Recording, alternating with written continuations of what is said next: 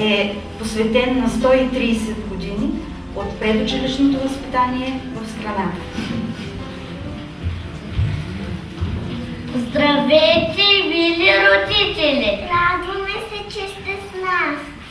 Нека да започваме. А къде са децата? Те са тук. Хайде да ги извикаме.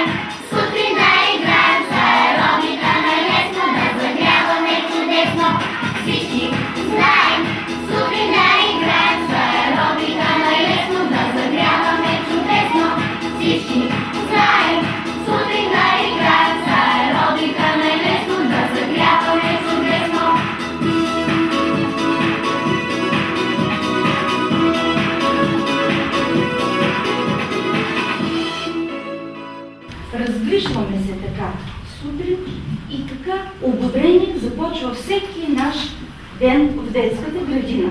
Но какво ще правим в детската градина? Дале? В детската градина играем. Играем. Още какво правим? Пеем. Пеем в детската градина, Николай. Какво В правим? детската градина спортуваме. Спортуваме. Младени? В детската градина апликираме. Апликираме. Учим стихотворения. Велина, да добавиш В нещо? детската градина репетираме. Да, понякога се случва, репетираме, разбира се. Ти ще още какво правим? Учим по тетрадките. О, работиме в тетрадките. Викторе, да допълниш нещо?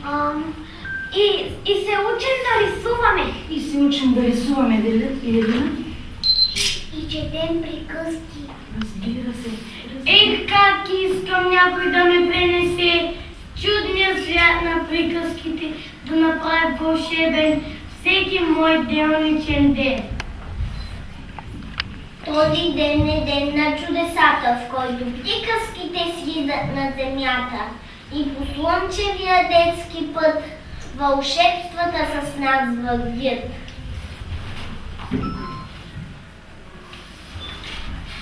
Обърнете се към децата сега. Ето, идваме при вас и ви носиме кошичка с усмивки. Всяка сутрин станете ли от сън, преди още да излезете навън, към кошичката веднага посегнете, една усмивка на лицето си сложете. С нея трябва цял ден да вървите, да не вземете по обяд да свалите. И така живота ви бързо се промени, ще стане пъстър, светен и вълшебен и всеки малък човек се чувства потребен.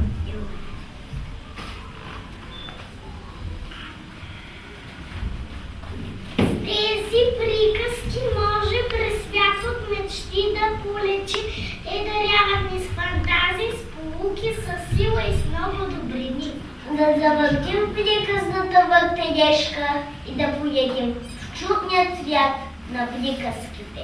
Разбира се, време е вече да завъртим приказната въртележка. Ето е, деца, приказната въртележка. На нея има картинки от различни приказки. Като завъртим въртележката, стрелката ще покаже картинката от приказка, за която ще говорим. А сега внимавайте, аз ще завъртя въртележката, да видим какво ще покаже стрелката.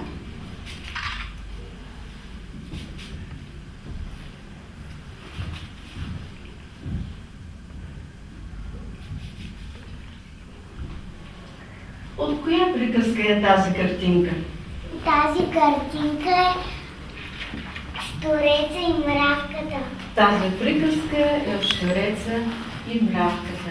Мравката влезе станала гладна. Мравката ли е станала гладна?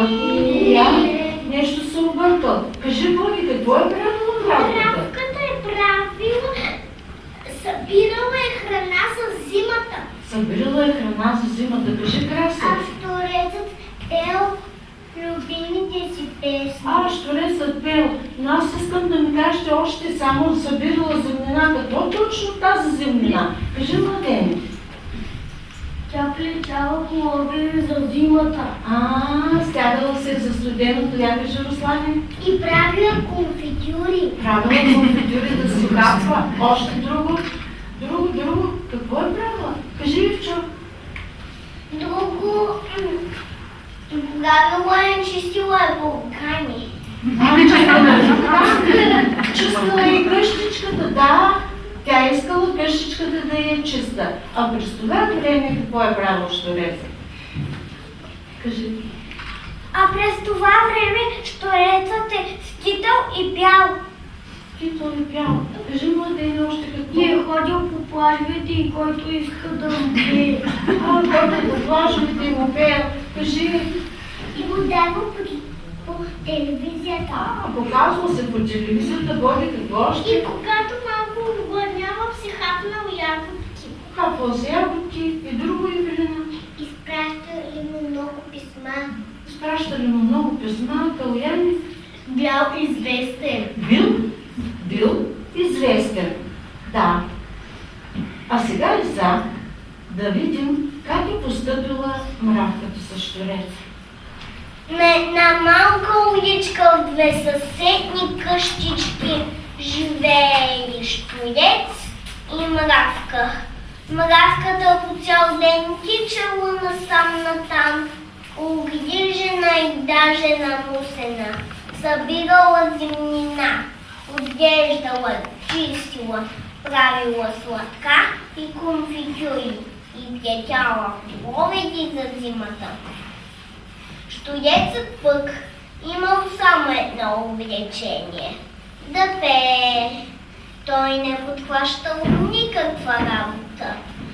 Цяло лято обикалял полето, горите, даже и плажовете.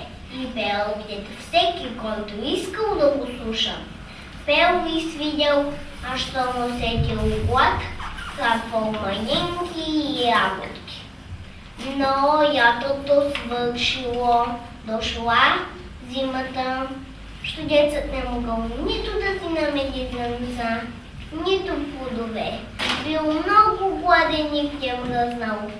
Една вечер не издържал и почукал на вратата на мравката. Добър вечер, съседки. Ще ми служиш, ще изпърчем си хляб. Много съм гладен. Сега ли се сети за хляб? Сега ли се сети, че си гладен? А какво прави цяло лято, докато аз събирах и правих зимна? Скитай, пя, нали така? Моля те, съседки, дай ми поне няколко трошици, а аз ще ти изпея една песен. Не ми трябват песните ти и няма да ти дам храна. Имам само за себе си. Но какво ще правя тогава? Не мога повече така. Ще умра от глад и студ. Щом можеш да пееш, можеш да танцуваш. Потанцувай, да не умреш от студ. Я хлопнала в вратата, а студецът отново тръгнал през дълбокия сняг да търси храна и послон да доживее до пролетта.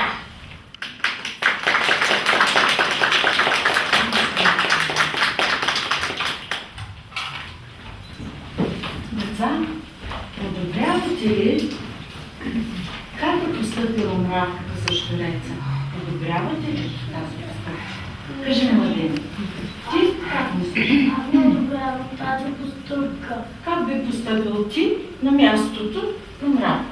Аз бих постъпил да дам няколко трошици на щуреца и да ми хлопвам така вратата. Друг как мисли? Като чухме Младен, кажи Боги.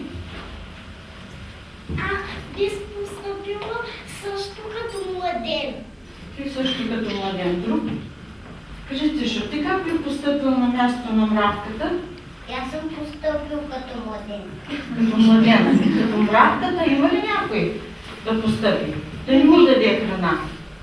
Да не забравяме, че той е мързелувал. Трябва ли да му напомним нещо? А я да използваме една поговорка. Който се труди, той ще се получи. Да, така е. Но можем да дадем трошица хляб на щурчето и да го предупредим за следващата зима. Той наистина да се потруди и събере трошички и землина, за да има и за него. Нали така? Да. Ами, госпожо Новакова, нека отново да завъртим приказната въртележка, за да видим къде ще спре стрелката.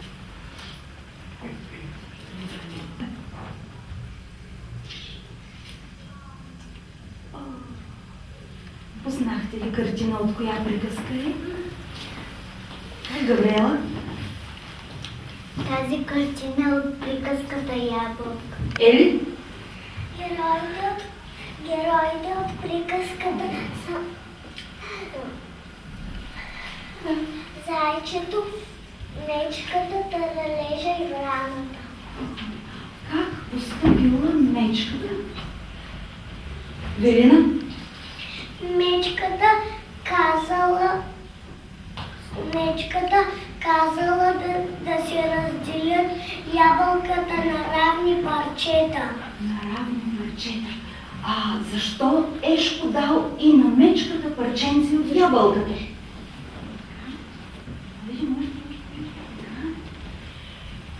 Русланя? Защото Какво ги научила мечката? тя ги научила на ум и разум. Тя ги научила на ум и разум. Знаете ли други приказки, в които един от героите да е меца? Да. Смоля? Златокоска и трите мечки. Да, Златокоска и трите мечки. Дали? От наказаната лисица. Наказаната лисица. Има ли мечка в наказаната лисица? Да. Добре. Мара? Зададе се меца. Зададе се меца, добре. Георги Пасков? Да, помисли си малко. Дани? Дядовата ръкавичка. Дядовата ръкавичка, добре. Други приказки толкова много изброихте. И Велина? Меца и таралежа. Ешко, Бешко и баба Меца. Николай, друга приказка, която не сме. Кравайчето. Я да видим. Има ли мечка в приказката Кравайчето? Не, но има в друга приказка. Да, кажи, младене. Медената питка. Медената питка. Добре, толкова много приказки изброихте, то има и още, ще ги четем. Виждам едно котенце, виждам едно мишленце, мишленцето да ми погледне и виждам 3 пиленца. От коя приказка са тези герои? От коя приказка? Някой ще се моли. Тези герои са от приказката "Какво е това?" От приказката какво е това? Има ли картина на въртележката от тази приказка? Има ли? Всички ми кажете, има ли? Да! Добре, ти ще ела да я покажеш. Коя е картина? Тази ли е картина? Да! Благодаря ти. Така. От тази приказка разбирахме нещо много интересно и важно. Съм попитала още. Кое е вълшебството? Кое е вълшебството? Кажи, Ливчо. Вълшебството е книгата. Вълшебството е книгата. Хайде сега да видим как героите са успели да разберат за това вълшебство. Какво е това?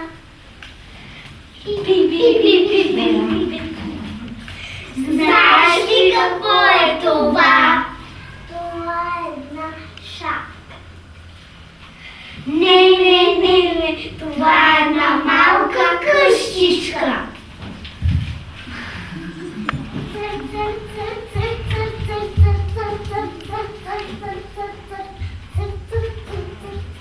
Не вярно, това е едно вкусно лакомство.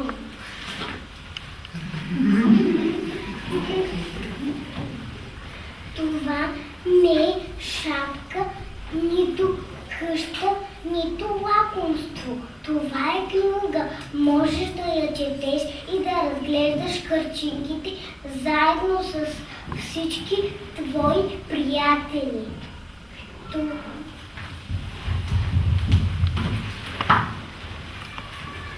Това е то. Истинско вълшебство. Ето правичка сега. Обърнете се.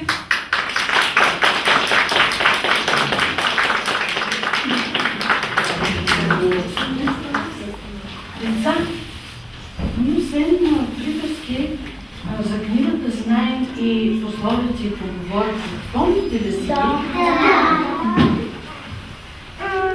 Руслан, Човек без книга е като сляп.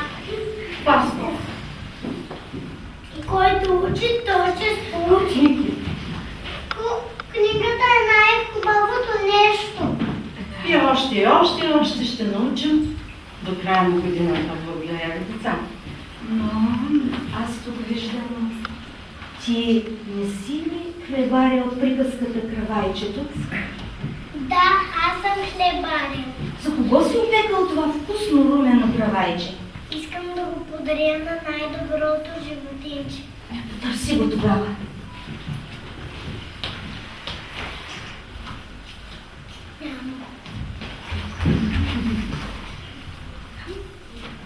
Няма го търси го.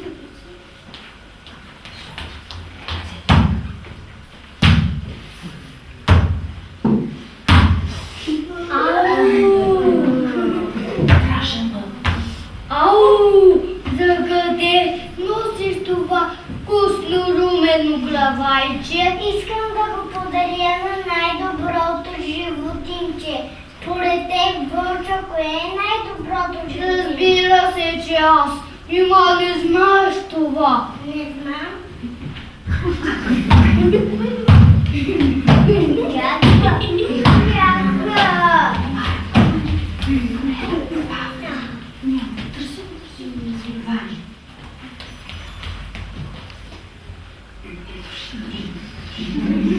За какво си изтекал това вкусно румено кравайче?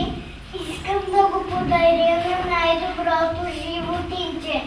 Според теб, Лиски, кое е най-доброто животинче? Разбира се, че аз нима не знаеш това. Не знам.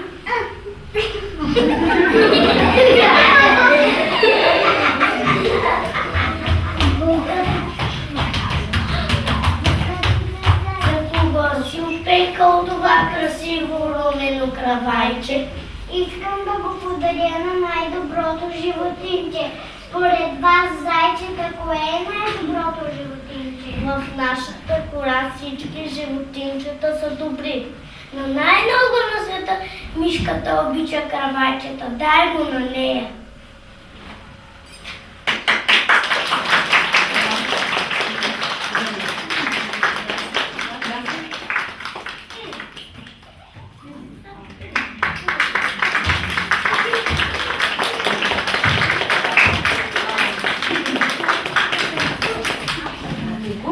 Баре е подарил кравайчета. Жоро, според теб на кого Хлебарят е подарил кравайчета? Според мен Хлебаря е подарил на зайците. На зайците? Да. Друг как мисли, Станислав, ти? Според тебе на кого е подарил кравайчета? На вълкът. Ти мислиш, че на вълчето е подарил Велина? Аз мисля, че Хлебарят е подарил кравайчето на зайците. На зайците. Защо така мислиш, че го е подарил на зайците? Защото те са казали, че всички животни в гората са добри. Да, и всички животни в гората заслужават да получат парченци от кравайчета. Зайчето било с добро, зайчетата били с добро и милостиво сърце. Добре, че в мечти детето се рее, където не може само да живее и никой не може да му отнеме светлите мисли за бленувано време. Така ми се иска, край да нямат мечтите детски и приказните въртележки, не замъци светли